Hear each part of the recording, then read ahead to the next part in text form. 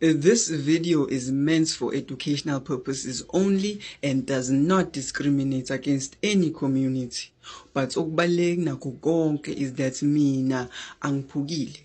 Le video icelwe abaphukileyo. Mina angiphukile ngi-straight njengesidudla siyekhishini. Omunye umuntu uzoyibuza ukuthi what is u-LGBTQ? It is an acronym representing diverse sexual orientation and gender identities. And then lo plus osekugcineni uhlanganisa wonke ama-identities that are not mentioned in the first 5 letters.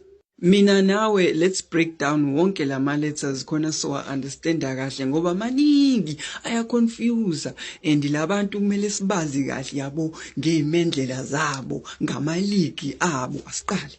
Number 1, we have a lesbian, a woman who is emotionally, romantically, or sexually attracted to other women. And then number 2, we have a gay, a person, typically a male, a man who is attracted to other people of the same gender. Number 3, we have bisexual, a person attracted to more than one gender. Ubuyathanda abafana, abuyathanda amantombazane. Number 4, we have transgender, a person whose gender identity differs from le they were assigned at birth. Yena uma he was assigned as a male, uvela afuna ukushintsha abe female. Uma he was assigned as a female, afuna ukushintsha abe male. Iqala lana kuba confusing so ungalahleki sinamakhwe.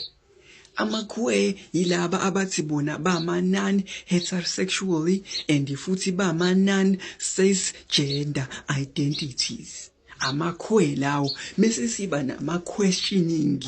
Ama-questioning yilaba abathi bona they are still exploring their sexual orientation, abakazazi whether babafana or bamantombazane. Ingakho sibabiza ngama-questioning. Yabona ke manje mawukuthi unothunyana efrijini donsa uthunyana wakho shaye, mawukuthi unento egoqwayo iphafuze goqa uphafuze, mawukuthi unebhayibheli sondeza ibhayibheli eduze ngoba it's about to get complicated.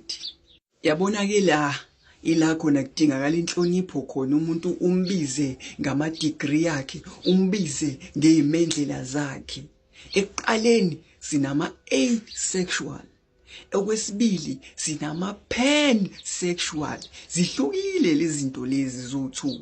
And then mase siba nama inter, sinyuke sihambe sigcine sesinama non binary.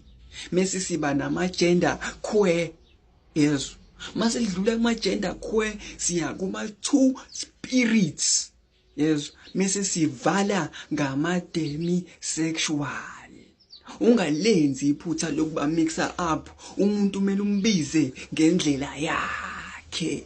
Omunye umuntu ongazi uzothi ayingeke lento lena icomplicated lento. Kanti ayikho complicated. Ukuthi kumele uyihlukanise ngama category ayo. Asiqale. Hlakanipha ke mntomnyama and understand ukuthi once wena wangazi ukuthi uthandani between umfana nentombazane, automatically wena usula. Ula wena. It's either we lesbian, gay, or we bisexual, noma we pansexual. La khona esithi khona wena attracted to people regardless of gender yabo.